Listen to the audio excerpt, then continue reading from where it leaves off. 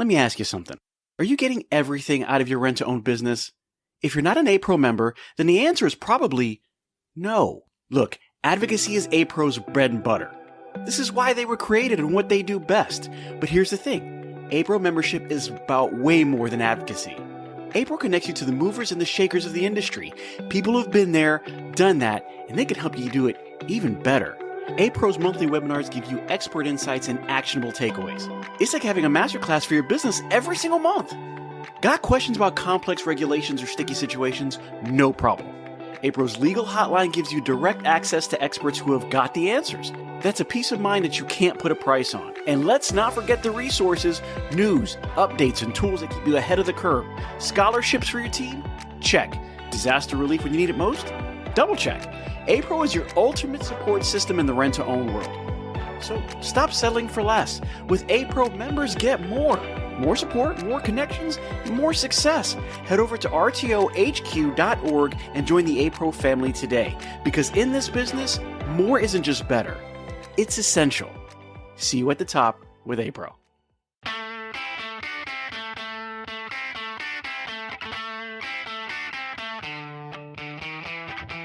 Hello and welcome to the RTO Show. I'm your host, Pete Chow, and today we're talking to somebody who's been a friend of the show since like day one, Jason Winters, now back with Impact Holdings, right? That's right. All right. That's what we like to hear. Some good news there. We're going to get some news on that, but we really want to talk about the economy and how it's affecting RTO right now. And listen, ladies and gentlemen, I've had a few people ask me this, so I don't think there's a better person to ask that than Jason, because I think he's been around a long time. We've seen a lot, done a lot. We've been all over the great state of Florida, right?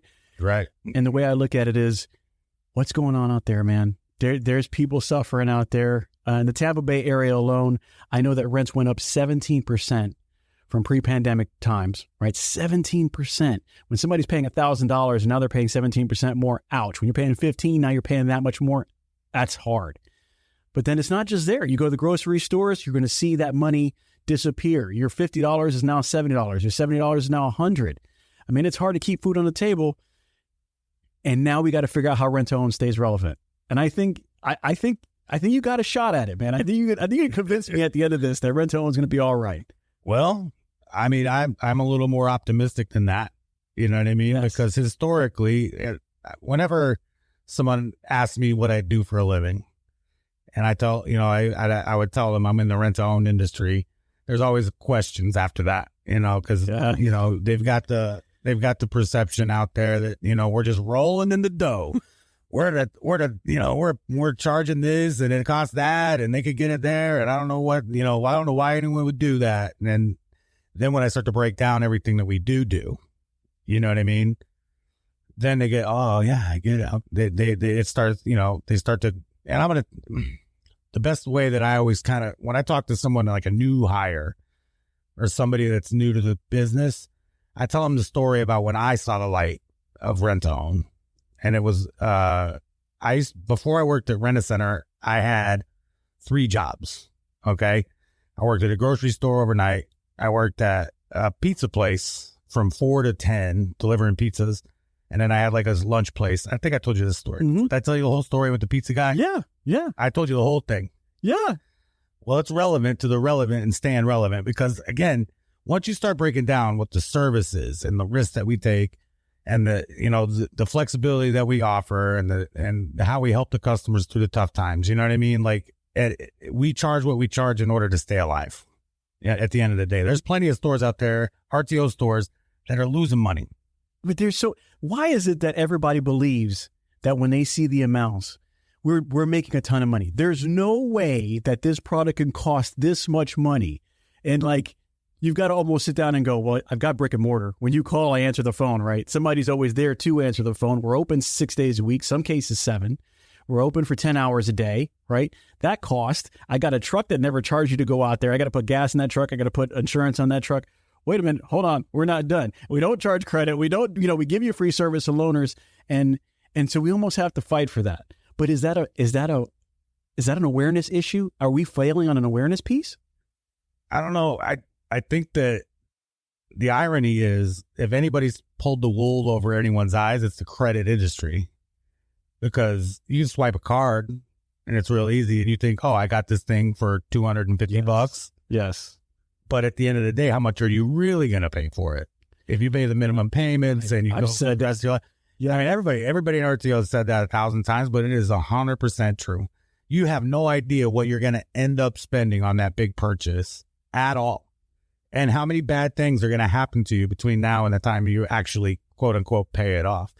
I think I said last time that if you swipe a card for a washer and dryer at Home Depot for, $1,800, it's going to take you like 16 years to pay it off on a credit card. Pay that minimum payment. Yes. 16 years. And somehow we're the quote unquote ripoff, right? Like we're the ones because we put the numbers right on the page. This is the most it could possibly be. There's about 4 ways you can get away with paying cheaper. You know what I mean? If it ever breaks, I'm going to take care of it for you. I'm going to work it. If I have to switch it out, I'll switch it out. If you got to move, I'll move it for you. You know what I mean? If you ever have any problems, I'm going to come over as soon as I can and fix it for you. Home Depot's not going to do that. Well, here's the thing too. I always wish that when you buy a car, right? Because everybody says that. Everybody says you pull up with the new ride and everybody goes, how much did you pay for that? And they'll say whatever the cost The sticker, was, right? yeah. Hey, I paid 25, I paid 27. No. That's what it was when you signed for it. Right. But at the end of your 6-year deal, because that's the average, now at the end of your 6-year deal, what have you paid for it then? Right. And what is it worth at that point in time? Right? What about a mortgage?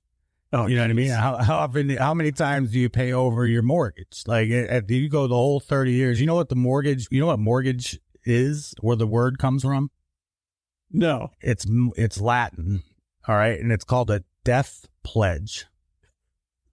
So you're pledging till death, I'm going to be paying these payments until like basically 2 years is a long time. How many of us would be lucky to have 30 more years? So you know what I mean? Here's the question then.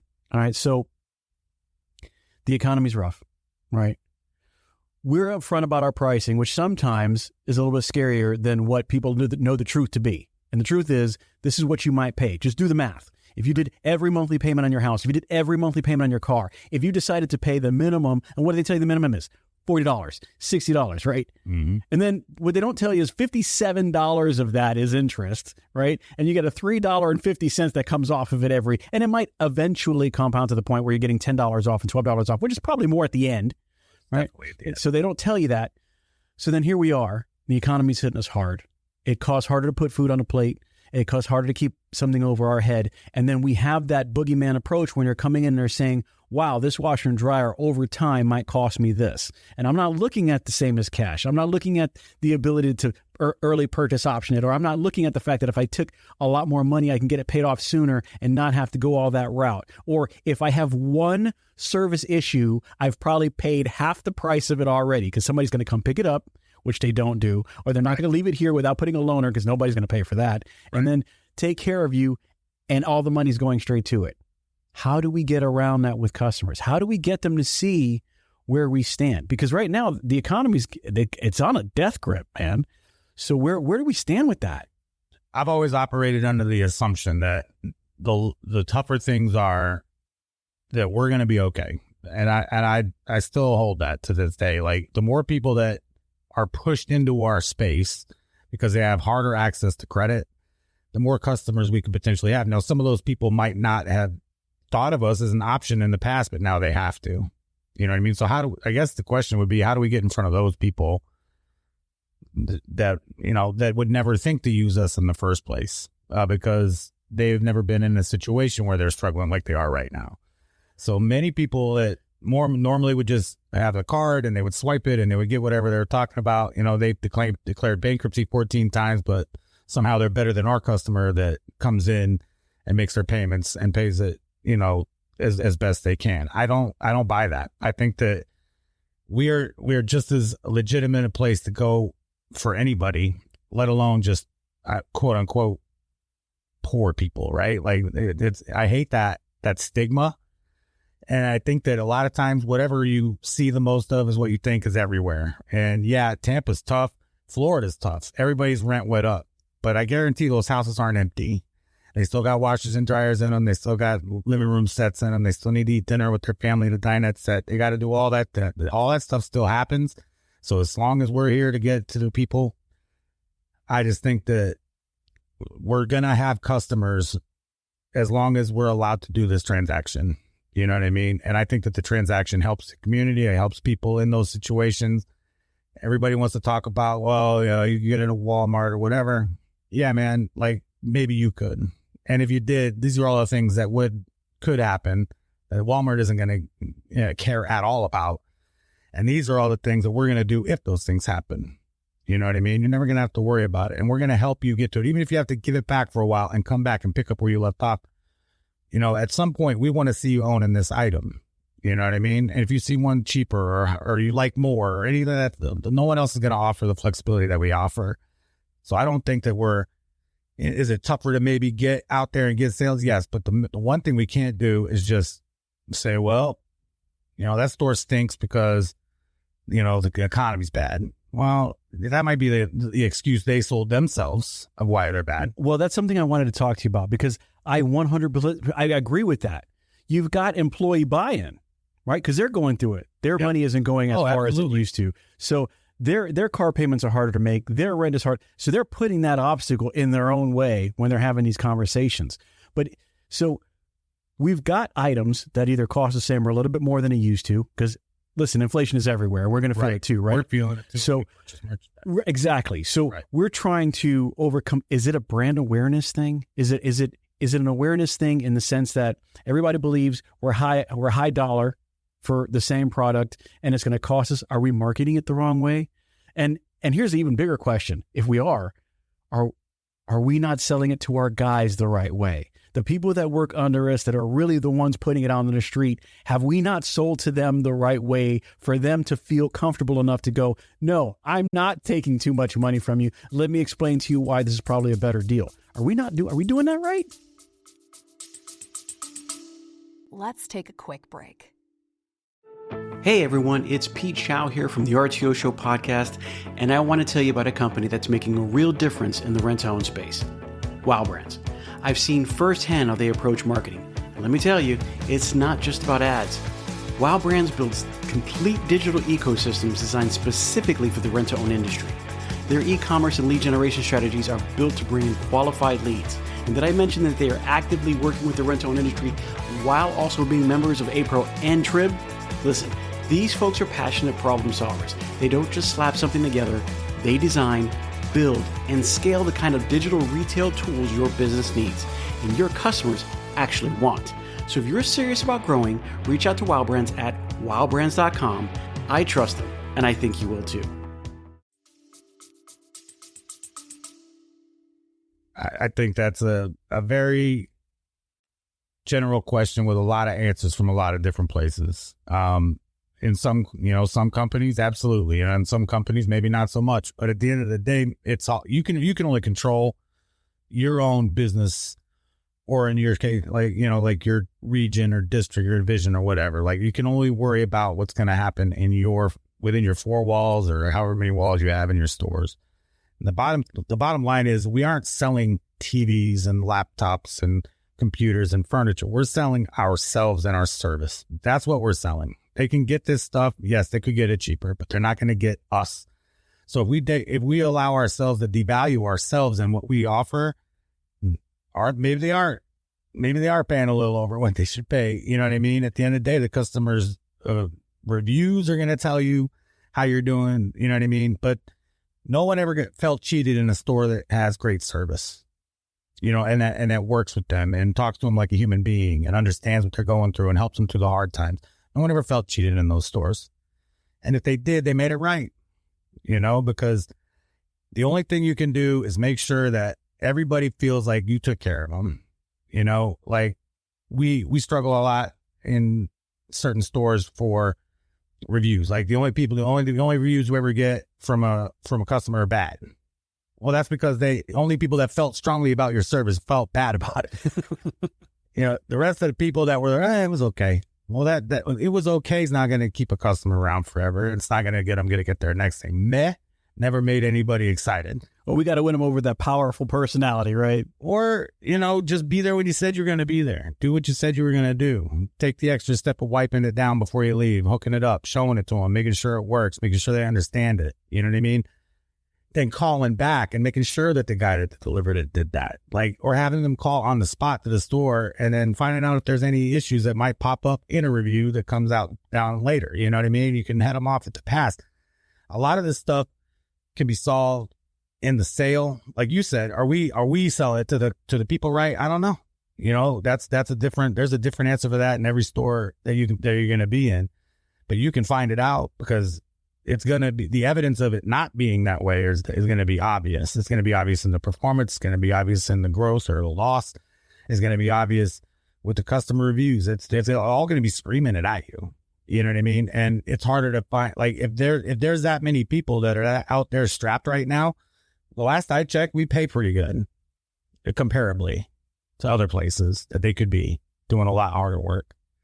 You know what I mean? And as long as you find a way to get that level of employee that you can build a business with and not just reach across the interview table and take their pulse. They breathe it. Oh, they can pass the truck test. Great. Yeah, they're on the truck. I'm so glad that you talked about that, because here's the thing. In rent to own right now, and a lot of people are not going to want to talk about it, but it's an elephant in the room. Our turnover rates right now in a lot of companies, including rent to own, is pretty high. So I agree with you wholeheartedly, right? You've got to get your guys involved to create the relationship, and we've got to have a wow factor that makes it to the Google reviews, right? We have to have a wow factor that's going to make it to, I want to tell somebody else in the referral part, not just because I'm getting money back, right? Or I get money off, but because I actually want to. And that's where we're going to set ourselves apart. But now here's the other side of the coin. We've got right now, you could have one side that says we don't and one side says we do. Well, I'm going to tell you this right now. At this particular point, even though the unemployment rate is going up, it's still pretty damn low, right? So we have a low employment rate, then why are we churning and burning so much? And the question is, when you churn and burn, how hard it is again to get that new individual set into the culture that you tried to create, where you're making relationships with those people and they're selling it to them. So you got to resell that employee right there. I feel like that's where we're losing it. I believe it's in the hiring process, right? I think that we're just desperate. We'll take, you know what I mean? We hate being shorthanded in an RTO store is the worst. You know what I mean? It's the worst. Absolute. It's the worst. Like, you got a million phones ringing, a million calls to make. You got, you know, your DM or whoever is screaming for sales and screaming for you. The only way we can really collect effectively nowadays, I feel, is in the truck. You know what I mean? The phones. You got to send your texts. You got to make your calls. But I mean, you're going to get ignored quite a bit. And showing up on the doorstep is just, I think that's the way you got to go, unfortunately. And who wants to do that? You're going to have to pay for it at the end of the day. And I read a book recently that said if you had to pretend, it didn't say exactly this, but it said you had to pretend like everyone you hire can never be fired for the rest of their life. They're a lifetime person. Like if that was how you hired people and you knew you could never fire them if you let them on your team, how differently would you go about the process of hiring them in the first place? I don't know if we're going to talk for a long time. I'm going to get to know you very well. Right. That's a great statement, and that's a great approach, because if I can't get rid of you, number one, that's on me, which I hate things being on me, right? I want everything that's on me to be 100%. If it's not, I want to correct it, right? But if you make that statement and now you've got to hold on to it, how hard do you fight to make sure it's right if it doesn't go right? And how many people and how many stores and how many teams are held back from the fear of being shorthanded? Okay, the fear is rampant. If you haven't been into a rent-to-own store lately, if you own them or if you run them, let me tell you, everybody's terrified of losing who they have, because it is hard to make those good marketing decisions when it comes to the right person, because that person is building relationships. That person deals with the money that you bring in all the time. That person is residual all the time. So whether they're selling the payment again on the product or they're getting new products sold, that's a huge investment. It's huge. And that's where I'm kind of wondering, like, how do you keep that culture rolling? Because it's been hard to keep people in. And I'm not saying that we all, not everybody's getting it right. I think sometimes you can do it all right and still get the wrong answer. But then you've got to do it all over again. And when you got people that are not sold on this economic battle, man, it's this costs more. I don't know why I want to spend that much money. And you got the new guy who doesn't know how to sell it now, and you're in trouble. But you can fix it. You know what I mean? The only thing Fix it. you can fix it. You have when you're a store manager, and it should be this way. And I can't speak for every company, but the ones that I've been, lucky to be with, it's you kind of have your own. You should be building your own team, hiring your own people, deciding who can cut the mustard, who can't, who's going to stay, who's gone, and what a level of acceptance that you're going to accept from them. And the good news is, if they meet your expectation and your expectation is high enough, everybody makes money. You know what I mean? Like, I really think that there's very few industries where the sky's the limit, and this is one of them. You can make as much as you want. No lie. No, you just have to force your boss to pay you that, because you're so valuable, because you perform so well, because you grow so much, you take such great care of the customers. You're always finding business.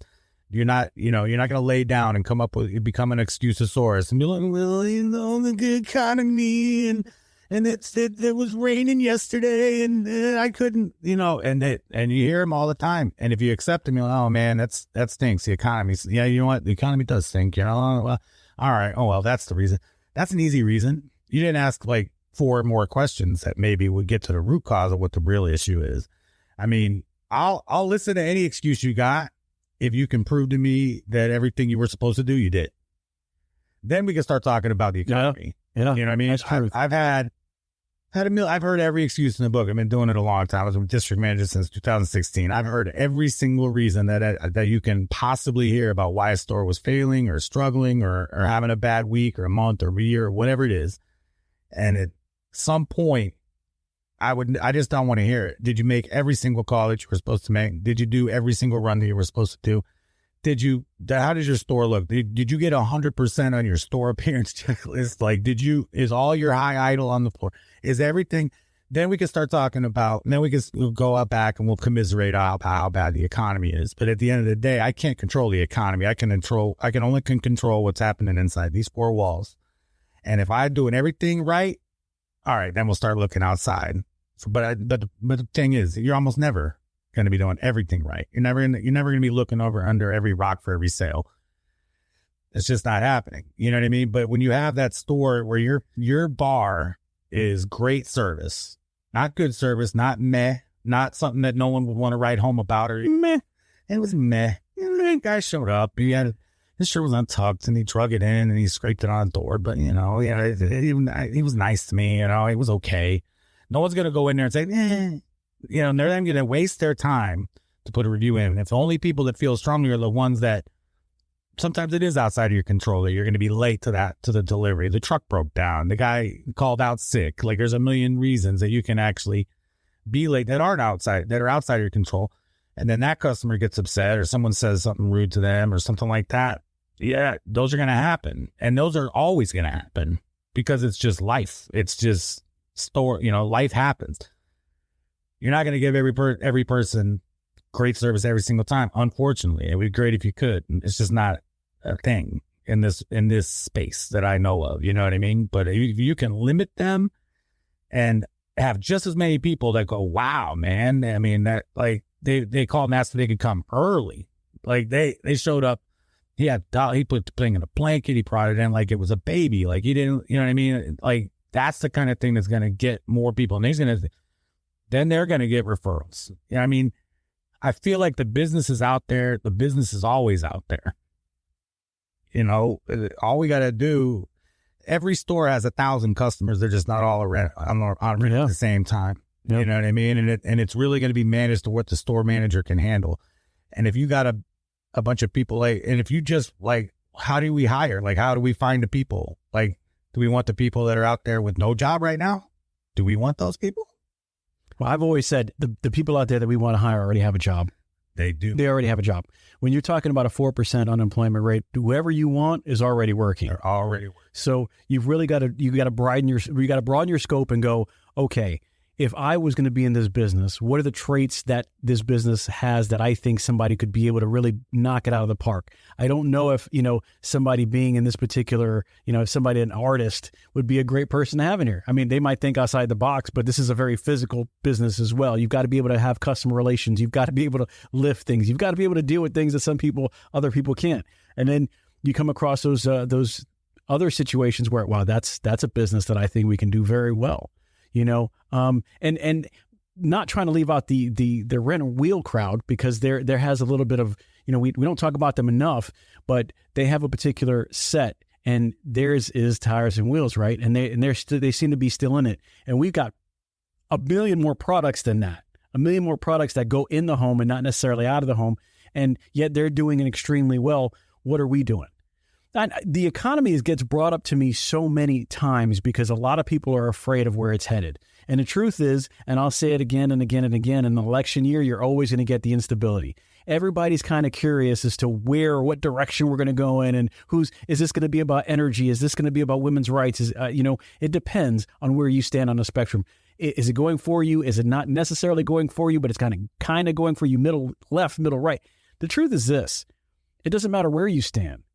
At the end of the day, January is still going to be January, and you still got to figure this all out. And you've got to back yourself up with the right people that are going to help you be successful. But the economy is like this big boogeyman. A lot of people are worried because we have higher rates, we have inflation, and the truth is that an inflationary period, and you have a lot of people stepping out of the game. You've got a lot of restaurants that are closing down. You've got a lot of businesses that are no longer in business, that are kind of do the same thing we do. They're not around anymore. And I can tell you right now, the Tampa Bay area is flooded with rent to own. And it doesn't matter who you are. I can name 5 different names that are here right now in the Tampa Bay area with more than one location. And the question is, how are we all going to fare? Well, we might end up consolidating a little bit. We might bring them home, right? We might not need 3 stores. We might need 2. We might need 1. But then all that does is leave the people more relevant to do what they need to do to secure what we have out there. That makes the customer almost that much more important. And so, yeah, we're going to have people fall off. And I think that's just the nature of the beast. The question is, where are the rest of them at? Who's walking in to replace them? And I wanted to ask that today. So I really feel like there is a bottom end that's starting to fall out because a couple of reasons. Number one, Gen Z, starting with them and even going to Gen Alpha, they review us way differently than Gen X and millennials. They don't look at us the same at all. And so how do we get them back? I don't know. Do we need to wait till they get older? Do we need to reach up to a lot of people say we're a $50,000, a year business, right? If you have $50,000 to $55,000, that's a sweet spot. That's where you're at. That's who we're going for. Nowadays, I don't know if 55,000 acts like a 39,000, right? With the inflationary period. I think sometimes to beat this economy, we need to start, like you said, upping our values and making sure that we're taking care of the customer, because we might need to start reaching up 65, 75, because their spending power now is not what it used to be. Are we marketing to the right people? Have we branded ourselves in the right direction? Again, like I see what you're talking about, and I can go down there with you, but at the end of the day, it's still a guy with a shingle on outside a building that's willing to take, a couple of work with your payment schedule. You're always going to have, even those Gen X's and A's and Alpha, whatever you say, those are, they're all going to have kids. You know what I mean? They're all going to have an apartment that needs something. There are always going to be people that want something nice, that work hard, the single mom that's got to, wants to take night classes and needs a laptop. There's going to be, people don't want to go to the laundromat. There's going to be people that just, they want to be able to come home and enjoy their home. And it's always going to be there, man. Like I know how it feels. And especially if you're on the struggle bus and everybody's, the credit's high and the sales are low. And I know that's how you sign off every show. But at the end of the day, sometimes sometimes it's the opposite. Your credit is high and your sales are low. Well, here's a question that I wanted to ask, because based on what's the trending areas, right? And I try to take a look at and to apply to our situation in rent to own, and how are we going to tackle this if it ends up coming down to our, because usually rent to own follows 2 or 3 years. It's going to be our doorstep, whether we like it or not. And so right now, what I've heard several people say this, is that the younger generations, they're pay plan generations, right? They don't own that much. They just pay, right? So is the idea of rent to own going to have to go to a point where it's a rent to rent situation? Sure. Maybe, lower payments, but then you swap it out every so often. I'm not going to pay what this is to pay it out. What I'm going to do is basically, we're basically just leasing it to leasing it. You know what? This year, I want to do all black. This year, I want to do all red. This year, I want to go with traditional. I want to go more, I want to go funky. I want to get that blue velvet bedroom set that just looks amazing, and I'm going to make small payments on it because I don't really ever expect to own it. Is that that base of just making small payments because ownership is not really a big idea? Is that something that you think might ever be viable? Oh man, like I can't, and maybe I am out of touch. I don't know. Like as far as I could see, I wouldn't want to just pay into something myself. Like I could just speak for myself. I wouldn't want to just pay and then keep paying and then never own it at all. But maybe maybe I am different from the generation coming up. You know what I mean? But at the end of the day, I'll let the market will tell us. Like the market's going to tell us, and maybe they're starting to tell us right now, like you said. But as long as there's still stores out there that are making it happen somewhere, we got a lot of times when you're on a multi-unit, like you go into a store that has a big problem or takes a big dive and you go down and go, what happened? You do you go through everything. How did this happen to us? What happened? How often we do that to the good ones? You know what I mean? How often do we do a deep dive into why is this store awesome? Like, why do they consistently hit their standards? Why are they always growing? I mean, maybe we spend we call it, I've heard it called an autopsy, right? Like we go in and you just have this horrible situation with a store. It loses 100 agreements and, it's just falling apart and all the people left and it's just a big mess. And you got to go in there and we do an autopsy and find out what happened here. We're like, well, what happened? But how often are we going into autopsy? It's not an autopsy if you're going into a healthy business, but why? What makes them great? And then 99% of the time, 99.999% of the time, it's going to be because the 4 or 5 people in there are on the same page. They all have a high expectation of themselves and their customers, and they know that they deserve the money that they're asking for. How often? Because the stores that typically struggle with collections, you go in there and you find out what's going on. Why are they struggling so bad? You find out they're late to all their deliveries. The service is never getting taken care of. They're delivering half the stuff. They're not showing. You know what I mean? Like it's just 99% of the time they don't deserve it. They don't deserve it. Like you're calling me for a payment and I'm still waiting on my nightstand. You're calling, you're going to call me now because my payment's due, but my TV still got 10 pixels out. And you know what I mean? Like it's got that deadly line in the right. But that's no big deal. But my payment, that's a big deal. Right. And how many, we've all heard those calls. Like everybody gets them all the time. And that's almost always the stores that deserve the money, get the money. You know what I mean? Because they did what they said they were going to do. They sat down with them in the beginning, made sure everybody was on the same page. And that's another thing. I think what's hurting us more than anything is everybody wants to live in an Amazon world where you just order stuff online and it shows up the next day and everything, and the guy goes away. When's the last time you put a review on an Amazon driver? Dude, I get, you know what? I get them every time. Rate your driver. Skip. Rate your driver. Skip. I actually don't do it. I don't do it at all. Nobody does it because they're a faceless person that just dropped the box, maybe kicked it up the driveway, up to your doorstep and left. But we got to figure out how to do an Amazon transaction because that's obviously what the customers are telling us that they want. But we got to be able to do the RTO service. Like we got to be able to figure out how we can get them to understand the terms of the agreement in the beginning, because I really think that that's the lost piece.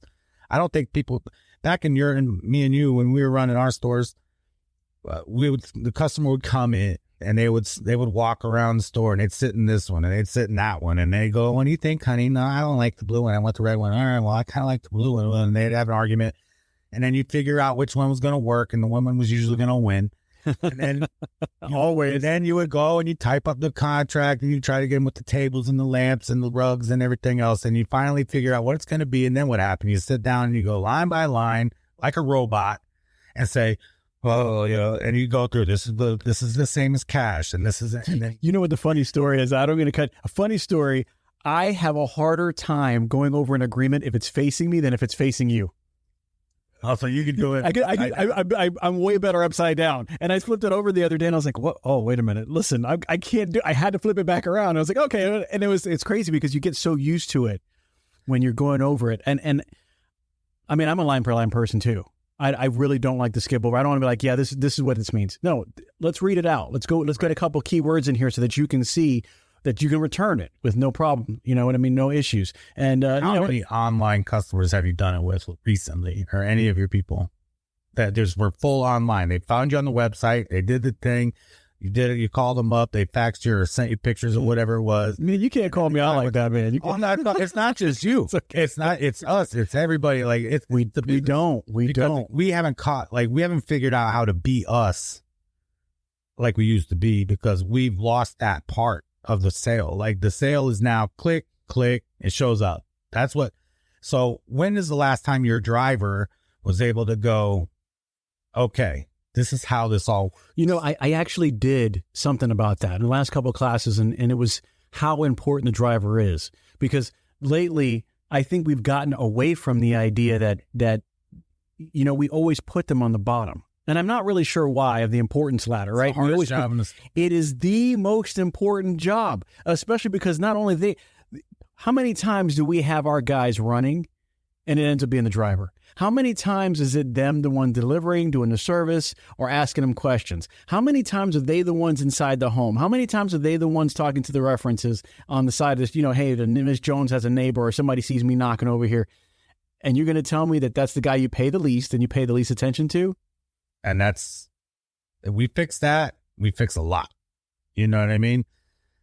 You came along probably at the same time I did. I think we talked. Yeah, it was pretty close. Yeah. Like $13 an hour, I think at the time, 48 hours a week. And that's what sometimes the big wigs forget. You used to have 48 hours. Oh, it was completely 48 hours. Look, everybody was there for 48 to 50 hours. Post-pandemic was 40 hours. But let me tell you, even going into the pandemic, we were at 45. I mean, everybody made 45 hours. Right. And then somebody somewhere said, hey, man, we can get it done in 40. And I'm not saying that we can't. I'm saying when you're relating it to back then, yeah, you were working a 45-hour week minimum. But I remember I was at 48. And as it had a whole week more manpower hours to work with. Exactly. Than we do today. So absolutely. Now, do we have a lot of technology that makes a lot of things a lot easier? Yeah, I guess so. But in some cases, they just have more ways to avoid us.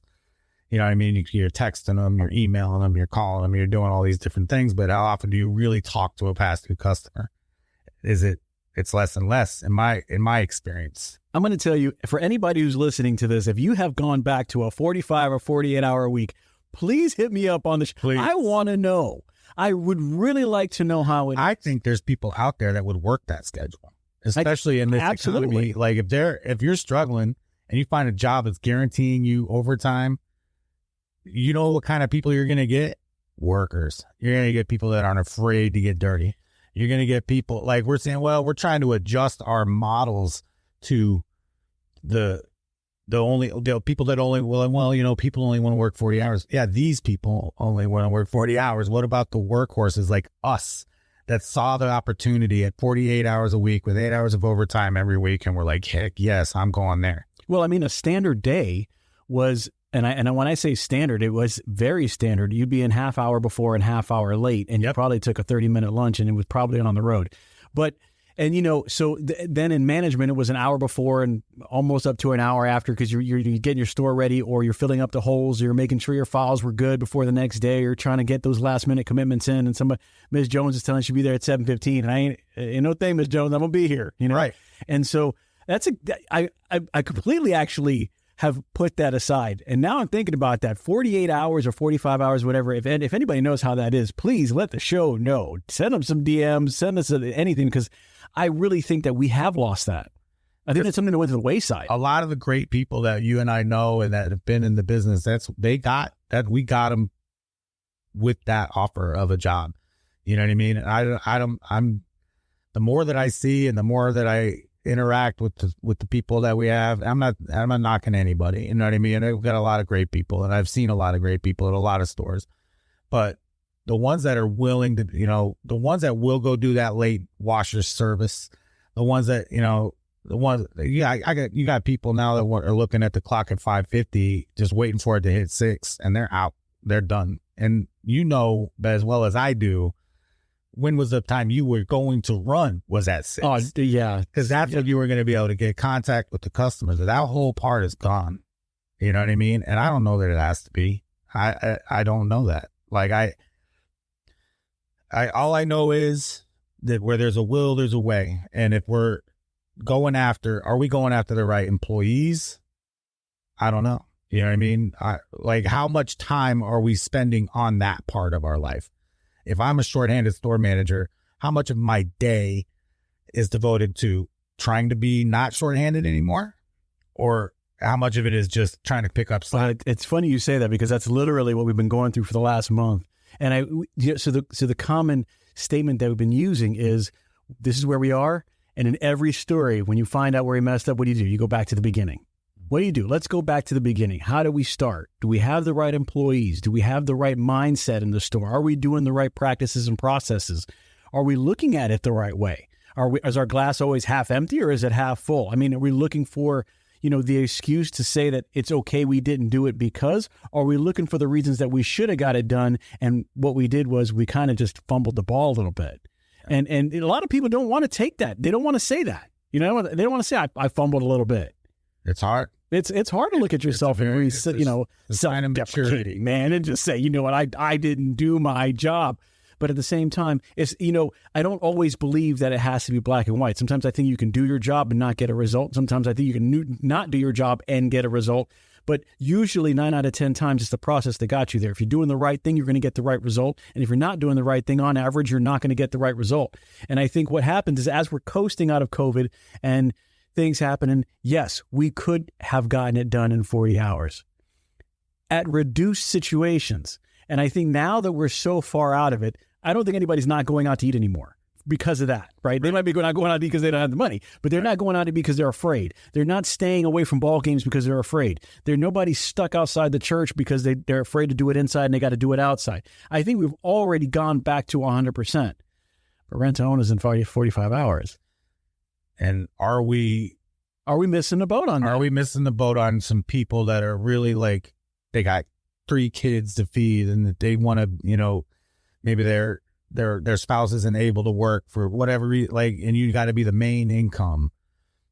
Are there people out there that would be willing to put in those 48, 50-hour weeks and really get it done if they made enough to be able to provide for that family? You know what I mean?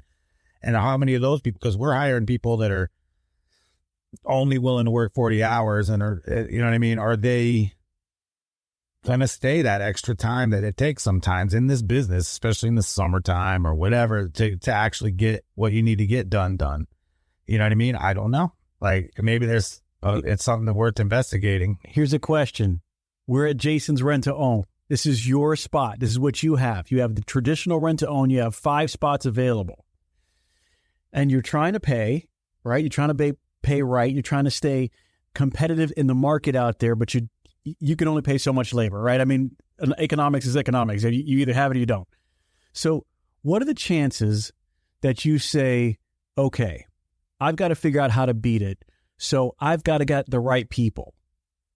What is the thought process of going from 5 to 4 and giving everybody 5 hours overtime?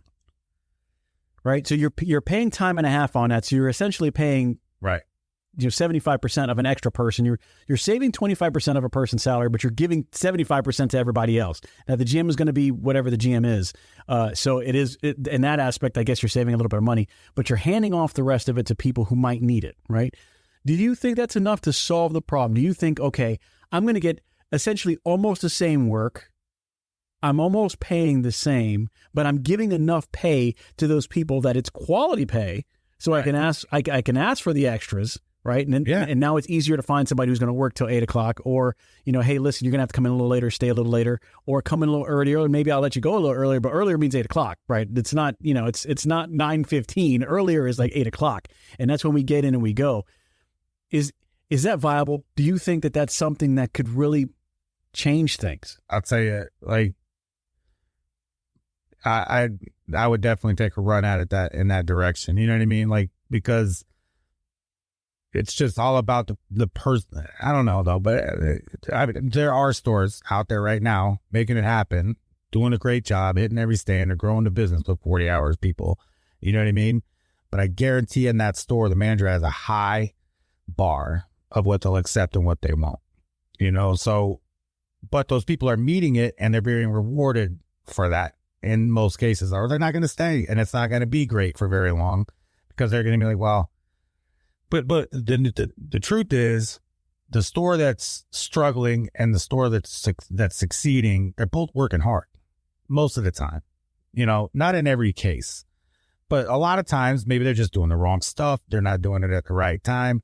You know what I mean? Maybe then 15 runs that the guy just went on at 2 p.m, they didn't see a single person because everybody's at work, by the way. Excuse me. But then if they would have made those 15 runs at 6 to 8, they would have got a hold of 3 or 4 or 5 of them. You know what I mean? But we're doing what we can do. But the door tag on the door is not useless. Like, it helps. It makes contact. It reminds them about the payment and everything. We get in touch with them. And polite persistence is the only way to collect. Like, you got to be polite, but you got to be there all the time. Like, you got your recipe that you got to follow for your collections. So, but if it was Jason's rent to own, yeah, I would definitely start off with 3, 4 people. I mean, and just, we would be full time. We would be there to get the job done. You know what I mean? And now, would I be successful? Who knows? You know what I'm saying? But I know that I have a high standard for the service that I would provide. I have a high standard about accountability for in my location. And as long as people know the rules and how to do well, I assume that I start with the assumption everybody wants to do good. So I go into a store and it's not doing well or whatever. I'm going to assume right off until I find otherwise. I'm going to assume this store really wants to win, but they're losing. So I'm going to try to help them win. So what is the best way to solve a problem is to make a list of what's not causing it. Like, just, okay, it's not, is it because they don't care? All right, well, they care. All right, so they care. That's not it. So is it because they are not coming to work? Well, this guy calls out all the time. Well, why are you accepting that? What do you think the other people think about that? Oh, God. And they start. That's that age-old thing, man. It starts happening. People are afraid to lose people, so they let them slide. They let them slide to the point where they're creating this negative culture. Yep. And then when you want to reel it all back in, you've lost it. It's too late. And if you operate with the assumption everybody wants to win and no one's going to work harder than your laziest guy. You know what I mean? Like, I think you've said that before. I think I've heard you say that before. All this stuff I've said it times. I mean, no one's going to work harder than your laziest guy, because everybody's always looking and saying, well, if that guy's here, I'm fine. Like, why am I killing myself? Especially if there's no repercussion coming from above and this guy's just skating and not doing his job and causing problems in the store and no one's doing anything about it.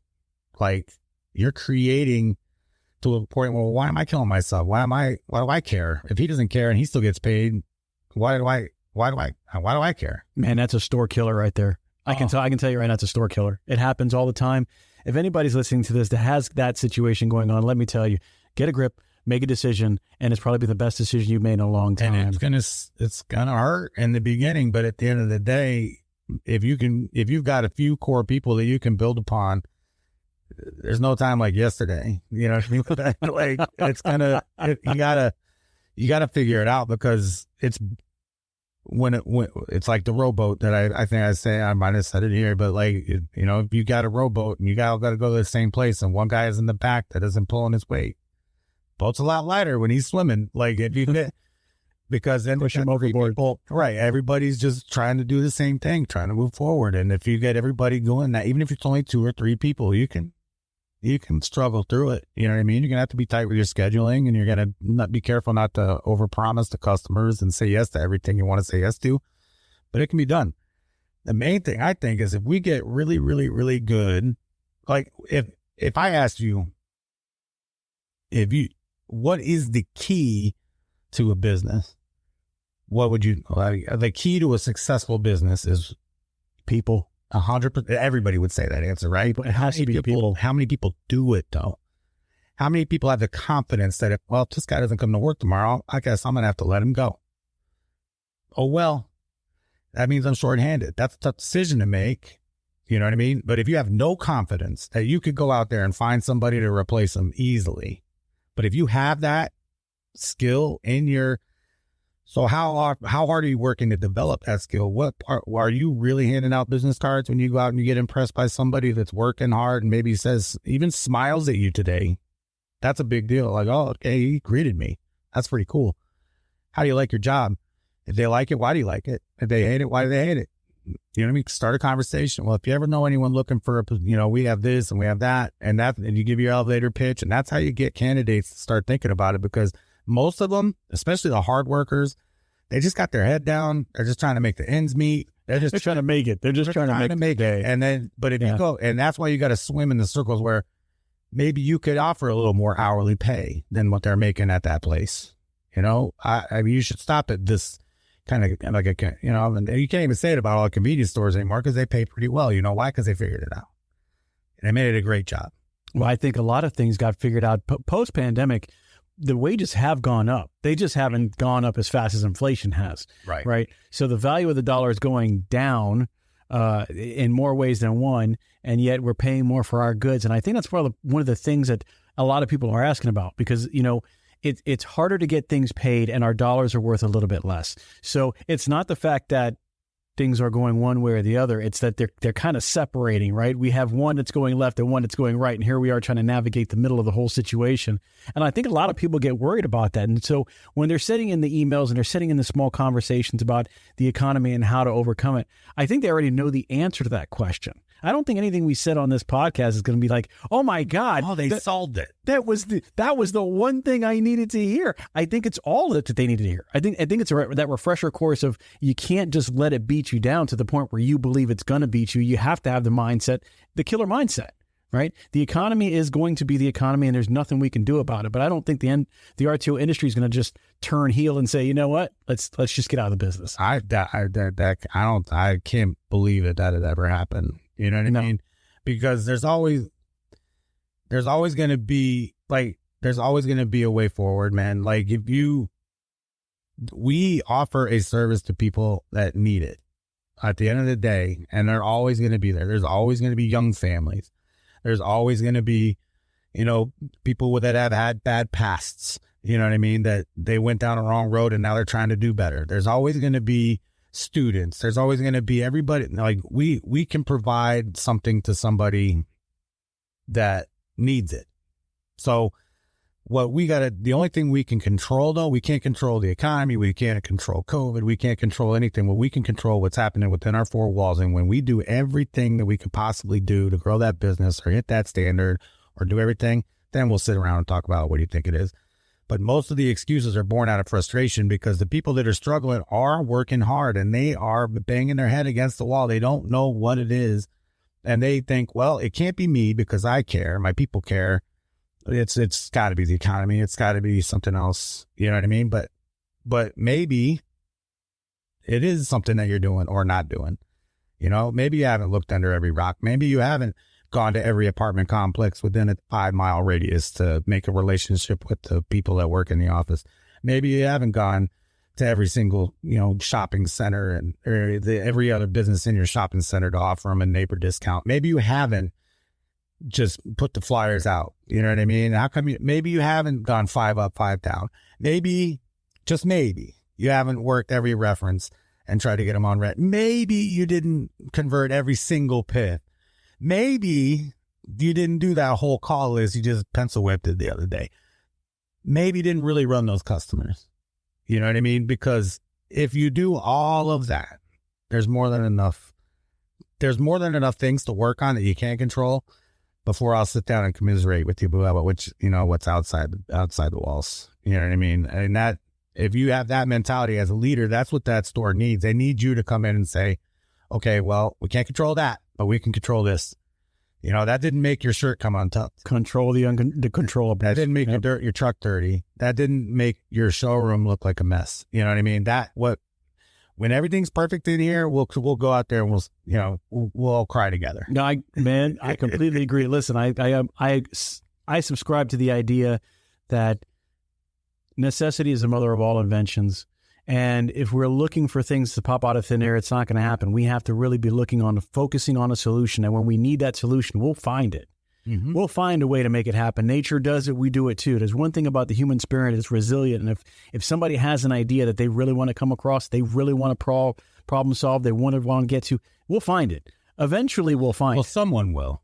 And as long as we can work together as an industry, right? And, share best practices openly as possible. Like, everybody's going to want their own little secret sauce, and everybody should, you know what I mean? Because everybody's looking for an edge. It's called competition. You know what I mean? Healthy competition. Healthy competition is very, very important, because that's what pushes everybody to the heights that they, I mean, that's just the way, that's good. That's great. Like, we should have that. But at the same time, like, as an industry, if we're going to hit headwinds, we're going to hit them together, and I think we do a pretty good job in this industry. Like, you see it probably way more than I do. You know what I mean? But that the struggle is real when you hear, 15 different owners are saying it. You know what I mean? Okay, well, yeah, there's really something going on here. But sooner or later, one of those guys is gonna knock it. He's gonna figure it out, and then they might, what's he doing over there? Like, he's doing good. You know what I mean? Because someone is always doing it right. And 99% of the time, it's the stuff they tried to teach you on your first day that you aren't doing. There's no secret sauce. It's the sauce that's already there, and we overlook it. Listen, if you come across that secret sauce, let me know. Yeah, I'll take it. I'll take some of that secret sauce. Send the DMs over here, and let's figure it out. Listen, guys, we appreciate all the time that you spend with us. The economy is going through it, and so are we, but it doesn't mean we can't win. And you gotta have the right mindset. You've got to hire the right people. You've got to focus on what you can achieve and not what you can't. Work on your processes and start from the beginning. Don't let the excuses get in your way. And most of all, have a glass half full mindset, man. It's just the way it is. That's what they need, man. That's what you walk in there, like in that same book. I will share it again. But basically he said, don't be a drain of energy in your store. Don't take away energy. You got to bring it. Right. So in spades, you got to bring the energy. You can't just take it. You can't leave with all the energy from the store. I mean, you got to come in there and add stuff. You got to make sure and show them all the things that you think might help them, and make sure that they did it. You know what I mean? And as long as they know that you have their best interests at heart, that you're there to help them, and then when they win, you win, and everybody wins together, then that's the relationship that's gonna fix and get through these tough times. And I'm not gonna sit here and say they're not tough times. They are tough times, but there are guys out there doing it. So if you have some in your area that are doing it, that store that's always hitting the credit and making you look bad, just call them up and take them to lunch and say, what is it? Or have them come visit you and see what's going on. And as long as you can get that relationship, you might learn something. He might be able to see something in your story you can take back to his. Well, I think if I was to look at any one particular part of it, I think one of the biggest parts of it that I can see has an overwhelming reach into everything that we do is the leadership. It's just, you can't get away from it. Right? You've got to come in and you've got to be able to wrangle your guys together and show them the light at the end of the tunnel. When they're flailing, you've got to be able to, this is where we're going. Oh, I don't know if we can do, just do one thing at a time. Follow the processes. We'll get there together. Let me give you the insight. Let me give you the vision. Let me kick your butt when you're not doing what you're not supposed to, when you're kind of going out of the lines. Don't color outside of the lines, right? When we knock on doors, we really knock on doors and we have those conversations, and they're not good conversations. And sometimes they're terrible conversations, but they got to be had. And sometimes when you see that guy coming in late, you know what? You've got to have that unpleasant conversation of, hey man, you can't be that guy on Jason's boat because he's going to kick you off, right? That's just the way it goes. And the processes are there because they're successful processes. They lead you to the promised land at some point, way, shape, form. And I do agree that, yeah, it's hard. It is hard. Man, I'm not going to tell you that it's not hard. I'm getting my butt kicked too. Yep. But I think we can get through this, and I think that there's light at the end of the tunnel. I don't think the economy is going to go, third country. It's not a third world country where you're just like, oh my God, this is, bread is like $50, and it's going to be hard. And as long as we get through that together with the mindset of we've got to give them value for what they're doing, there's got to be a value to it, because the transaction alone is not going to make it. They've got to see it as a value, and we've got to make it a value. And you know what? We've got to hold ourselves accountable to their values? You know, like you said, are we there on time? Are we doing what we say we're going to do? And did we even explain it to them in the beginning so they understand what they're held accountable for? Or do we just kind of take it for granted and we call them up? We got to get our stores back into the rent-to-own business. Yeah, we do. How many calls have you heard where it's just, they don't have any concept of it. It's a rental. It expires. At the end of it, you have three options. You can either keep paying for it, you can pay it off, or you can return it and the bill goes away. That's it. It's that simple. It's really simple. And as long as they understand that, and if you don't renew it, technically, like, you know, it's like you rented a car and you didn't return it. They're going to call you. We're going to call you to try to recover our property. But at the end of if they understand it, you got a way better chance of getting them to pay for it, or at least communicate with you when they get it. Yeah. I just don't. I think there's so many customers out there that have no idea what we do. And there's employees that say, when are you going to make your payment? Friday. Okay. And then they don't come Friday. Like, can you come in tomorrow? Well, yeah, I'll be there Thursday. But no, that's not the right conversation. You know what I mean? And what you said earlier, like one of the really smart guys I work with, he always says it all the time. You got to be the calm in the storm. Yeah. You know, you got to be the north and the compass, man. Yep. You do.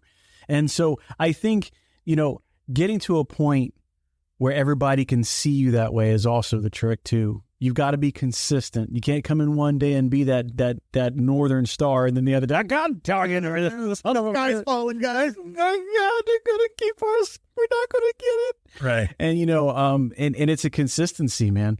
And I think that it falls back to your fellow, whether it be your colleagues, whether it be your home staff and the people that are backing you up. You got to learn when to let it out and where to let it out. Yep. Because, man, you can't do that in front of the staff. You got to let them know, man, it's all right. It's going to be all right. No, there's stuff falling out of the sky. Hey, man, it's going to be all right. It is going to be all right. It's going to be 90% of the time, it's going to be all right. Like, we're going to get through this. You might have to go out back and scream, but you come back in and get yourself together. You know what I mean? But that's why they pay the manager more money. You know what I mean? You got to get through the stress points. I always tell everybody, nobody's going to be in rent to own unless you've had an adventure. And they go, well, what's an adventure? Okay. When you go to Ms. Jones's house and she's suffering from the fact that she didn't make ends meet, or she got let go from a job or something like that, and she's going to give you one, you got to deal with it. Or, you know, somebody tosses something off the top, you know, the third floor, and you're like, son of a gun. Or you're taking something down from the third floor, you're halfway to the truck, and then it's raining. Boom, it's Florida. Right. You're just soaked. And you get back to the store and you're like, I'll never forget that. I'll never forget that moment when this happened. Or when that was the adventure. That's it. Now you're in it. Now you're going to take away something that you're never going to forget until you have one of those and you make it through it. It can't be, I quit. That's not getting through it. It's getting through. It's like, man, I'm soaked and I still got to go back and I still got to make some calls. You remember that time when we got soaked and we was making them calls, man? I was doing those things till like 8 o'clock, dude. Those are the ones that help build that character. And it starts marrying you into, this is not a perfect position. It is a great position. But great positions come with a lot of changes and opportunities and growing. You know, I mean, I've grown so much because I've seen so many things, and I've learned that, you know, not all customers are there not to pay or to pay. You know, some people they're just visitors, man. They're going to visit for 3 months and then they're going to be out of your hair. And there's going to be some people that are going to visit you for 2 years, and they're going to visit you for 2 years, and they're going to visit you for 2 years after that. And then you're going to get someone who's going to get you for a week, and then you never see them again. And that's life. Yeah. And that's part of it. But getting through it and being that focal point where your guys can get behind you and they can see that, listen, that's not the end of it. It happened. We did everything we could. We did all the processes right. We went down that road. We explained it. We verified. We did everything. You know what? This happened. What do we do? Again, necessity is the mother of all invention. What can we do again next time so that we don't go into this situation? And find a way to breed achievement and breathe excellence in what we try and do. And say we do. Economy's not going to kill us. It's hard, though. It's hard. You know, it just makes the road full of mud, but it doesn't take the road away. It just makes it a little bit more difficult. Guys, I appreciate you being with us. Jason, as always, some great insights, and Judge Jason ever catches you and he tells you, man, you're full of it. You better do that. He's going to get you out. He's going to get you off the boat. But listen, guys, we appreciate it all. If you have any questions about the show or anything that you want to talk about this particular podcast, hit us up on the DMs on Facebook, Instagram, or LinkedIn. You can find us at The RTO Show. You can email me at pete@thertoshowpodcast.com. And as always, I will always tell you this, guys, keep your collections low to get your sales high. Have a good one.